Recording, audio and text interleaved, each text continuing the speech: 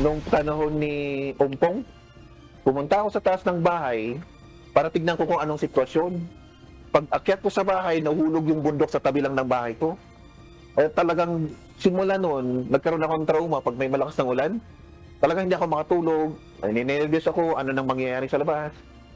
Sariwa pa sa isipan ni Harold, isa sa mga miyembro ng Barangay Disaster Risk Reduction and Management Council ng Barangay Gumatdang, Itogon, Benguet, ang nasaksihan at naranasan sa pananalasa ng bagyong Ompong sa kanilang lugar noong 2018. Kulang 100 ang nasawi sa Itogon dahil sa landslide noon na idinulot ng bagyo sa Barangay Ukab. Kaya tuwing sasapit ang malakas na bagyo, hindi pa rin maiwasang mangamba ni Harold na maulit muli ang insidente. Paano na kung may sumunod na tao, may tinamaan na bahay, ano nang gagawin namin bilang kapitbahay, bilang kasama sa bahay?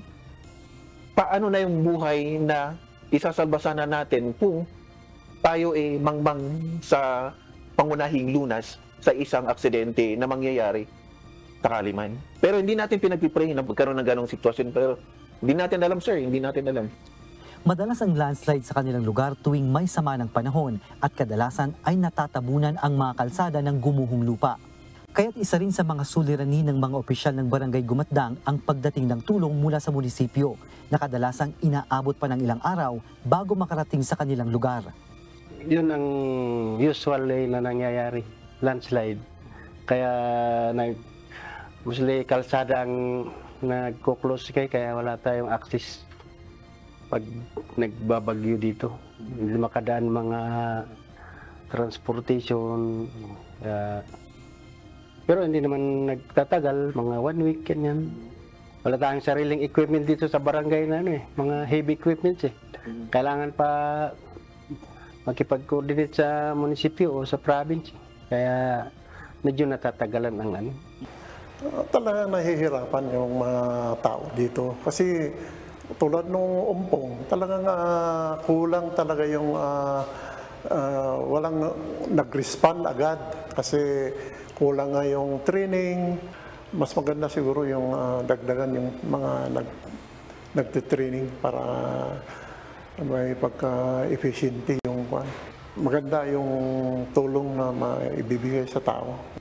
Kaya naman malaking tulong para sa mga residente at barangay officials na magkaroon sila ng training patungkol sa pagbibigay ng basic first aid o pangunang lunas. Sa pamamagitan nito, maaari nang agad na makapagbigay ng primary health care ang mga opisyal o mga taga-barangay sa mga kapwa residente nilang nangangailangan ng tulong habang naghihintay ng rescue mula sa munisipyo. Agad naman itong tinugunan ng UNTV News and Rescue sa pamamagitan ng pagsasagawa ng libreng basic first aid and life support training.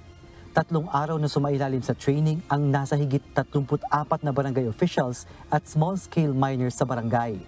Yung UNTV po, yung pagtuturo nila sa amin is very smooth and effective po.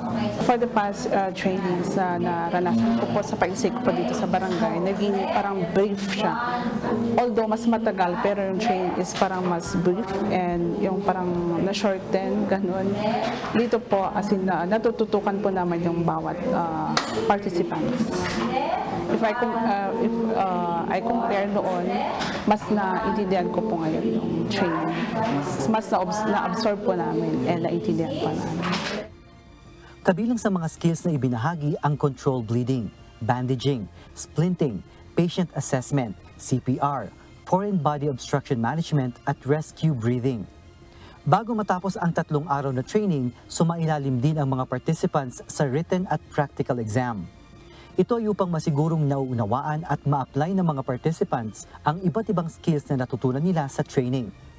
Sa patuloy na pakikipagtulungan ng UNTV News and Rescue at iba't ibang local government units, nananatiling bukas ang inyong public service channel upang makapagbigay ng libreng rescue training sa ating mga kababayan. Ito ay bilang pagsasakatuparan pa rin sa advokasiyang tulong muna bago balita. Marvin Calas, UNTV News and Rescue. Diyos ang aming sandigan, serbisyo publiko ang aming pinahahalagahan.